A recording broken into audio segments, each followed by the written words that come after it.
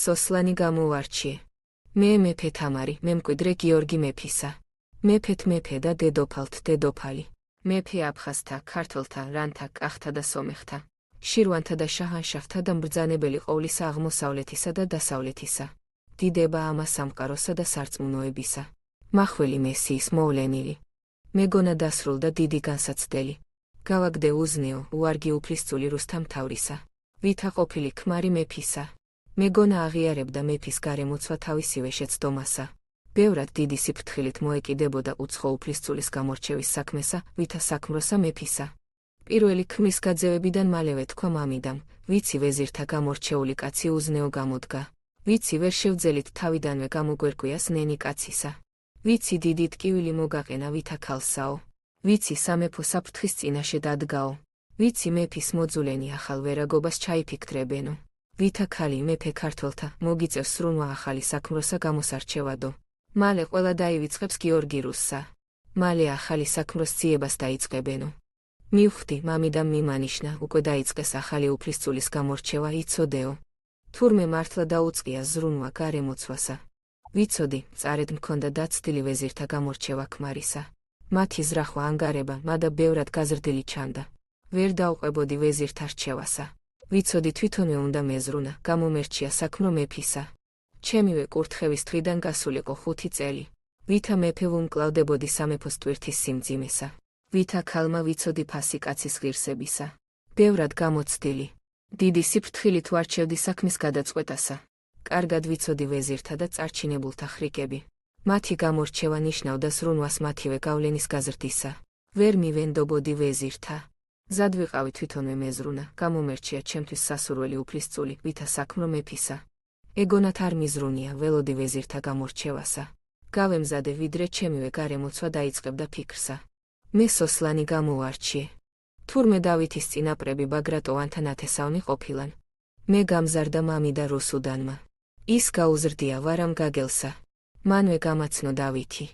მოვიდა გაგელი, თქვა მე გავზარდე უფლისწული ოსთა მეფისა, შორეული ნათესავი ბაგრატოვანთაო.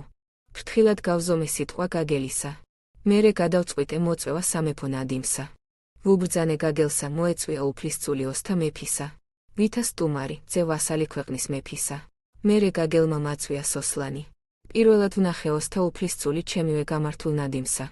გაგელმა მოიყვანა, გამაცნო თავისივე გაზრდილი. მოკლე კაბა ემოსატანსა. თმა შავი ფერისა. გრძელი, დახვეული, ახოვანი. სიმაღლე 1 ადლი 2 წყრთა, ამდენივე გოჯი. ავთ, დღევანდელი 209 მ. დიდი განიერი მხარბეჭი. ლამაზი წვერპულვაში. კარგი მეომარი ჩანდა. იერით გავდა ქართველთა მოდგმასა. ცოტა ვისაუბრეთ, მინდოდა დავკვირვებოდის ნესაკაცისა. გაგრძელდა ნადიმი. თვითონვე მივედი მისივე სუფრასა. არ იცოდა. წამოვარდა, მომიტევე მეფეო, ვერ დაგინახეო. ვანიშნე გამომკოლოდა. გავედი მოშორებითა, მინდოდა მენახა საქციელი ნასვამი უფლისწულისა. არაფერი ეტყობოდა სიმთვრალისა. ბევრად ნელა, მოზომილად საუბრობდა. მადლიერება გამოვთქვი, ვანიშნე შეეძლო წასულიყო. შევატყვე ღელავდა. ფეხი წაიკრა. დაბარბაცდა. ვითომ არაფერი შემიმჩნევია. მერე ვუთხარი გაგელსა, მინდა თავისივე სახლსა ვეწვიო ოსთა უფლისწულსა თქო. ვეწვიო ოსთა მეფესა. დავაკვირდი დავითსა. წამოსვლის წინა დაუბარე, მინდა ვითა სტუმარი მეწვიო თქო. დავიბარე კახეთსა გრემსა. სოსლანი თავისი ამალით მოვიდა კახეთსა. ვუთხარი, შენთან საიდუმლო საუბარი მსურს. არ მინდა ვინმემ გაიგოს, არცა შენივე გამზრდელმა. მინდა ჩვენს შორის დარჩეს.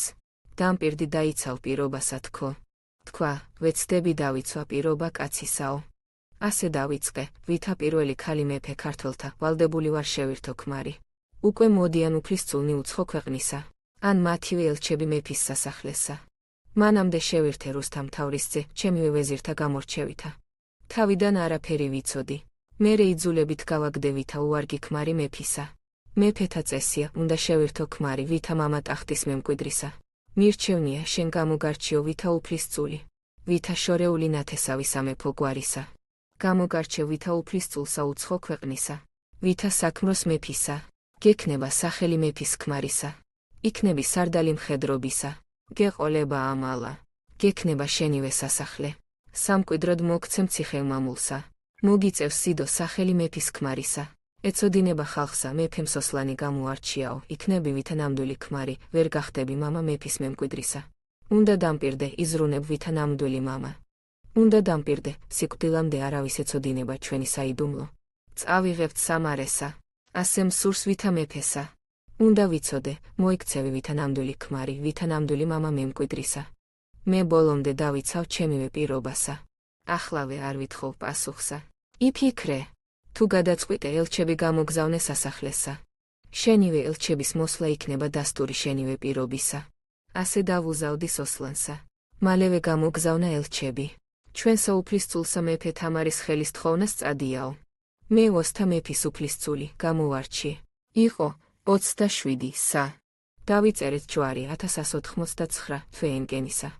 სოსლანი ვითა ქმარი მეფე თამარისა. ბრწყინვალი სარდალი ქართველთა მხედრობისა. თავიდან ზედმიწევნით კარგად ასრულებდა მოსიყვარულე და მზრუნველი ქმარის როლსა. ხანდახან ამეტებდა, მეგონა ეჩვიანობდა.